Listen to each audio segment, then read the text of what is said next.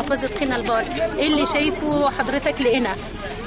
لا، اللي انا شايفه هو النهارده في الترامس الحقيقه يعني احنا جايين نشوف اسباب حريق المنازل اللي بترجع حقيقي. يعني انا ما كنتش مصدق، لكن لما شفته على الطبيعه وسمعت الناس على الطبيعه، لا ده شيء غير عادي وغير طبيعي. وانا شفت الاستاذ النائب علاء حسنين بيعمل ايه قدامي. يعني الحقيقه انا يعني مصدق اللي الناس بتقوله واكذب كل ما يقال غير كده. اللي انا شايفه قدامي الناس دي كلها مش هتتفق على كده، يعني مش حدش هيكذب يعني.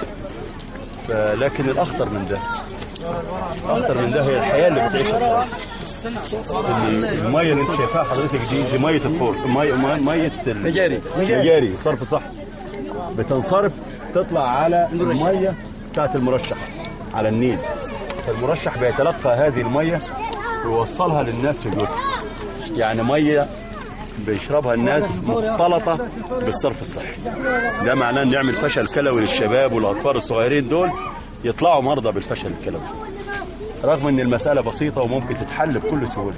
من الصوره السيئه التي تراها عينك الان طبعا ما هو تفسيرك؟ لا طبعا تفسيري هو اهمال. الحكومه لازم تتحرك ولازم تيجي للناس الغلابه دي وتشوف ايه اللي بيحصل. وكان في وعود يا مصطفى. بلد زي دي مدرسه قايله للسقوط. الناس بتشرب ميه بالصرف الصحي، ما فيش شارع متسفلت في البلد.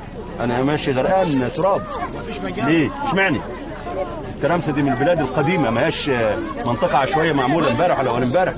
في عدد كبير من السكان. المفروض على الاقل الحكومه لا ينام لها جفن لما تشوف الناس الغلابه دول، تشوف الميه الهباب اللي بيشربوها دي، لانه ده هينعكس بالمرض عليهم. اريد من حضرتك رسائل مختصره. الرساله الاولى لفخامه رئيس الجمهوريه عبد الفتاح السيسي. انا بقول للرئيس السيسي تعالى وزور الصعيد عشان تشوف الناس الغلابه عامله ايه، واحنا واثقين لما هتيجي الدنيا هتتغير.